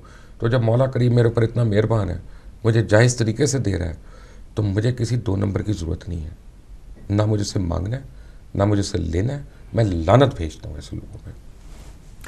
अच्छा, लोगों की बड़ी वैसे बड़ी ख्वाहिश थी यहाँ कि आप कुछ और अरसा रुकते, आप थोड़ी अरसे मैं मुता कर लेता हूँ पहले यहाँ पे, फिर यही हो सकता है। अच्छा, और जी ये बताएं, यहाँ की कम्युनिटी जो है वो चूँकि इस वजह से आपसे मोहब्बत करती है कि आप सच बोलते हैं, और यहाँ पे आप आए, इस वजह से खिच भी खाते हैं जी, खिच भी खाते हैं इस वजह से। अच्छा, यहाँ पे आप आए और थोड़ी देर के लिए प्रोग्राम पे करने के लिए हमारे पास आए, तो इतने लोगों ने फ़ोन किए, और फिर आपने यहाँ की कम्युनिटी का भी देखा होगा कि ये कम्युनिटी चाहती है कि कोई ऐसा पाकिस्तानी हमें मिले जो इंतहाई सच्चा हो, खरा हो। और उन्होंने आपको पा के आके, आप कोई सियासी रहनुमा नहीं हैं, आप सियासत में नहीं जा रहे, आप बात कर रहे हैं, TV पे आके बात ही करते हैं, जो सच है वही करते हैं।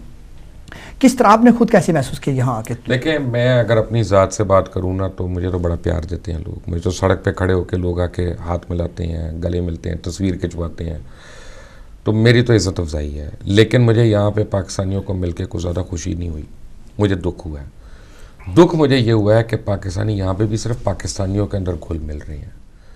आप इंग्लैंड में हैं, आप ब्रिटिश गवर्नमेंट के आप लोग बेनिफिशरीज़ हैं।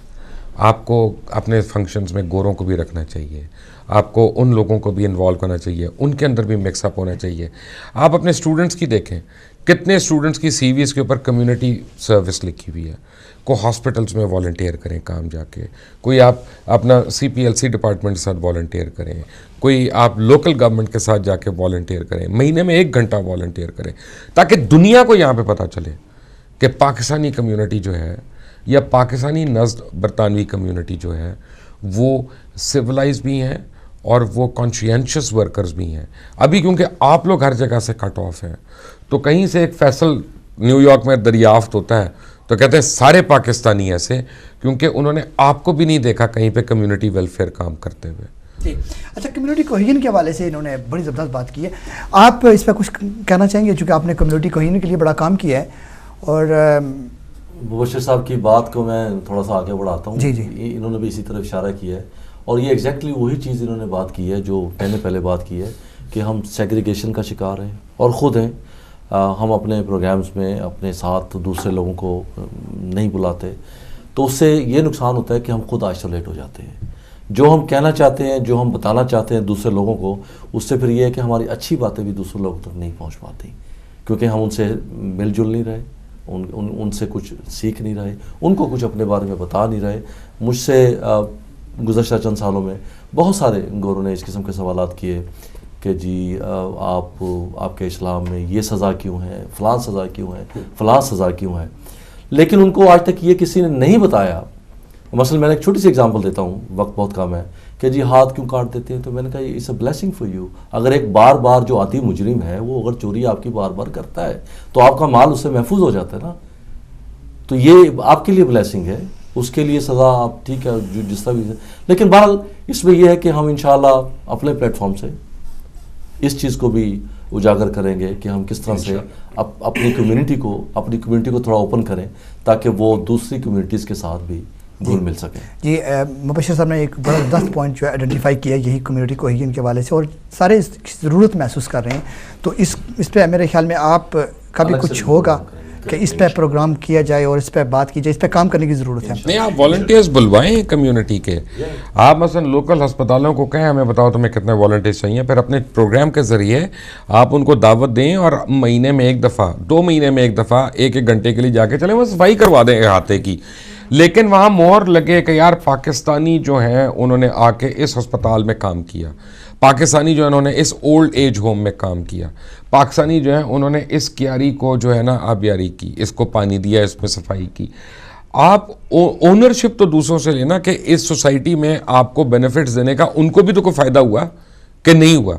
आप सिर्फ ये कमाई करने के लिए आए हैं, सिर्फ अपने मिनी पाकिस्तान बनाने के लिए आए हैं। अगर पाकिस्तान इतना ही अच्छा था तो मैं छोड़ना ही नहीं था वहाँ पे, और आप इनको भी ख़राब करने आ गए। यार मेरा मतलब है को ख्याल करे खुदा का।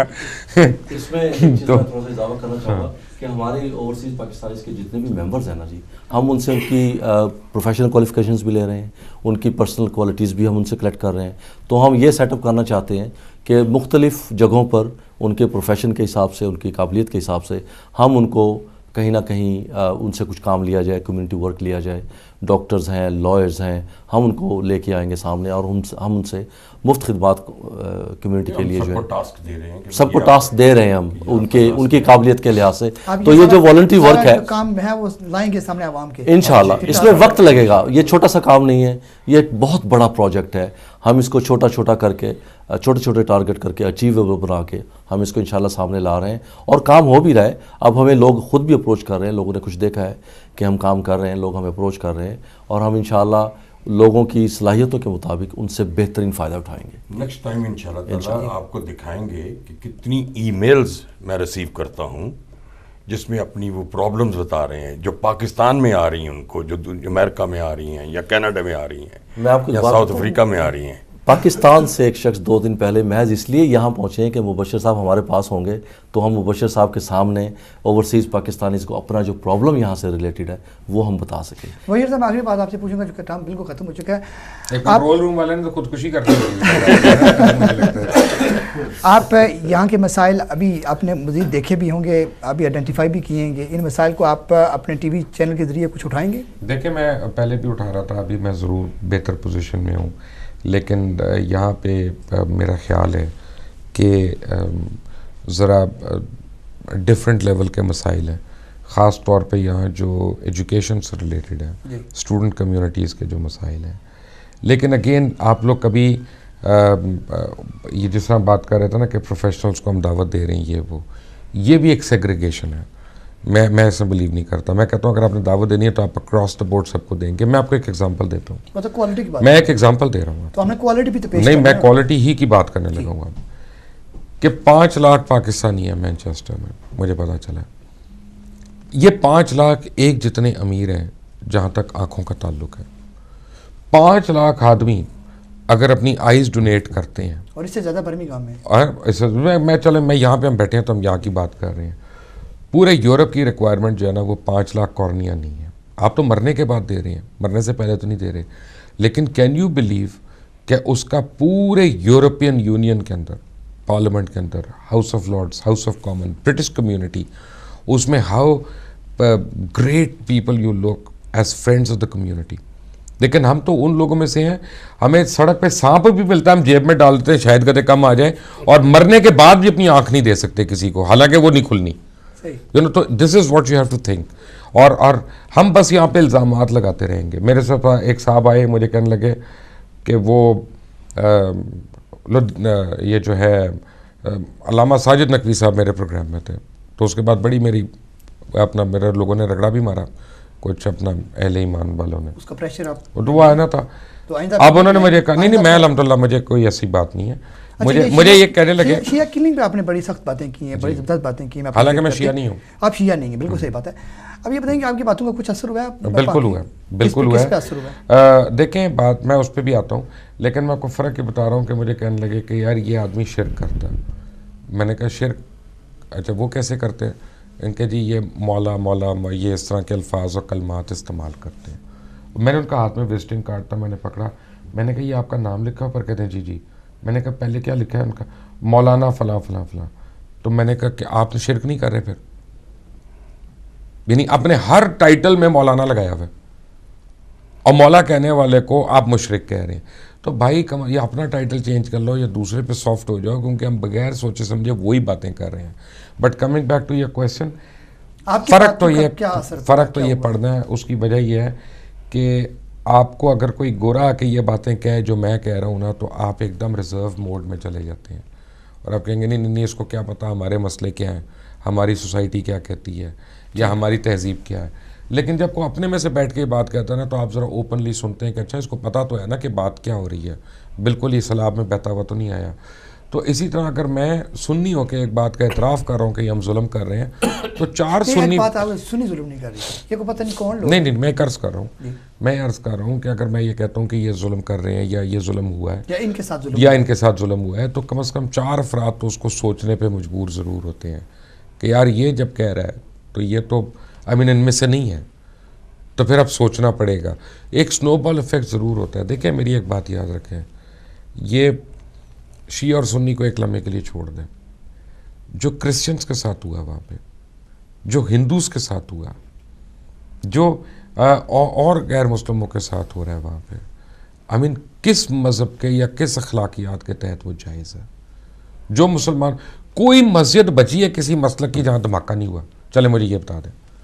अगर कोई मस्जिद नहीं बची तो फिर इसका मतलब है कि ये कोई मुसलमान तो नहीं है जो कर रहा है, और अगर कर रहा है तो फिर वो ऐसी जगह बैठा है कि उसको पता मेरे ऊपर तो उंगली उठानी नहीं है उन्होंने। वो जब वजीफा कर रहे होते हैं उस वक्त अल्लाह अकबर की तकबीरें निकालते हैं। बात यह है कि मैं यहाँ पे बैठ के जीसस क्राइस्ट का भी नाम ले सकता हूँ कोई बात करते हुए, तो उसका ये, अगर मैं पोर्च में खड़ा हूँ तो इसका ये मतलब नहीं कि मैं कार बन गया हूँ, तो सिर्फ अल्लाह अकबर कहने से तो इंसान। अच्छा, आपको धमकियाँ मिली हैं? साजिद नकवी साहब ने इंटरव्यू लिया है, ये मुझे हरों से उस पर भी मिली, मुझे अहले तशी से भी मिल चुकी हैं धमकियाँ अल्हम्दुलिल्लाह। मैं तो इक्वल बुरा हूँ सबके लिए।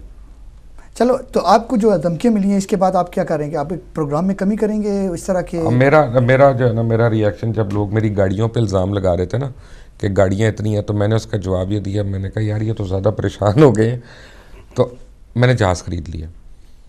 तो अब जिन्होंने इस प्रोग्राम पे मुझे धमकी दी है वो बर्दाश्त करेंगे, मैं और बहुत कुछ करने वाला हूँ। बड़ी करते हैं नाज़रीन, चूँकि प्रोग्राम अपने अख्ताम को पहुँचेगा, इससे पहले मैं इन तीनों मेहमानों का बहुत शुक्रिया अदा करता हूँ, बिलखुसूस मुबशर लुकमान साहब का, कि इतनी मसरूफ़ वक्त में इन्होंने हमारी दावत को कबूल किया, यहाँ तशरीफ़ लाए। चूँकि वक्त तो कम था लेकिन इनसे बहुत कुछ पूछना था। इंशाल्लाह इनसे गुजारिश करेंगे कि फिर जो है वो कभी जल्दी तशरीफ़ लाएँ हमारे इस, चूँकि हमारा मुल्क अभी रह रहे हैं, तो इनसे कुछ मज़ीद भी पूछना चाहते हैं। लोग इनको बड़ा पसंद करते हैं, चूँकि पसंद की वजह यह है कि खरी और सच्ची बातें करते हैं। और अभी अपने इन्होंने कहा कि लोगों ने मुझे धमकियाँ दी हैं और धमकियों का जो रिएक्शन है वो ये होगा कि मज़ीद प्रोग्राम करेंगे। इस पर उन्होंने कहा, जावेद मलिक साहब का शुक्रिया अदा करता हूँ, लंदन से तशरीफ़ लाए। मखदूम अमीन शाह साहब का शुक्रिया अदा करता हूँ कि इन्होंने सारा कुछ ऑर्गेनाइज़ किया है, बेहतरीन ऑर्गेनाइज़र हैं, बड़े एक्टिव हैं, और इस तरह के लोग अगर कम्यूनिटी में हों तो कुछ तब्दीलियों पर तवक्को की जा सकती है। इसी उम्मीद के साथ वाजिद शमसुल हसन जैसे लोग ना हों कम्युनिटी में, और इस तरह के लोग ओपीएस में हों, ओवरसीज पाकिस्तान और इस तरह के लोग आपकी सपोर्ट करें तो फिर आपके पोस्ट से काम हो सकते हैं। जी पूछना चाहता हूँ मुबशर भाई से, आप यहाँ से वापस जाएंगे ना, तो दो चीज़ें आप यहाँ से क्या लेके जाएंगे? मैं तो बहुत प्यार और मोहब्बतें मैं लेके ही जा रहा हूँ, यादें वगैरह। लेकिन मैं आपको बताता हूँ कि मेरी अप्रोच ज़रा सी डिफरेंट है। मैं ये ज़रूर चाहूँगा कि कभी ना कभी, आज नहीं तो साल के बाद या 5 साल के बाद, अल्लाह ज़िंदगी दे, तो मैं यहाँ पे एक कंपनी ज़रूर खोलूँ पाकिस्तान में रहते हुए भी, और उसमें मैं 2 गोरों को ज़रूर मुलाजमत दूँ, ताकि उनको ये पता हो कि हम सिर्फ पाकिस्तान हमसे एड लेने के लिए नहीं बैठा, वो हमें नौकरियाँ भी दे सकता है। और यहाँ पे जो पाकिस्तानी मौजूद हैं जो यहाँ की इकॉनमी को कंट्रीब्यूट कर रहे हैं, वो फिर स्पेल आउट हुई उस तरह से चीज़ कि 2.5 बिलियन पाउंड्स का जो trade between UK and Pakistan हो रहा है, ये ऐसे मुमकिन नहीं था अगर यहाँ की कम्युनिटी नॉन वाइब्रेंट होती। मेरे पास 63 गोरे वर्कर थे और 5 अपने वर्कर तो आपकी बेगम ने निकलवा दी थी ना। देखिए पाकिस्तान देख रही होगी। देखिए पाकिस्तान में रह के यहाँ की कम्युनिटी कोहेजन के हवाले से इनको किस कदर जो है वो एहसास है, तो मेरे ख्याल में इसी एहसास को लेके आप आगे बढ़ेंगे और इस पर काम करेंगे। मजीद मुबशिर साहब जब वापस आएँ तो इनसे हम बहुत कुछ जो है वो सीखेंगे भी और जानेंगे भी, और इनसे कुछ काम ही लेंगे कि ये सच जो है, इनके सच की वजह से काफ़ी काम हो रहा है। नाज़रीन, चुके वक्त अपने अख्ताम को पहुँच चुका है। इंशाअल्लाह अगले हफ्ते आपसे मुलाकात होगी, तब तक के लिए इजाज़त दीजिए। अल्लाह हाफ़िज़। अस्सलामु अलैकुम व रहमतुल्लाहि व बरकातुहू।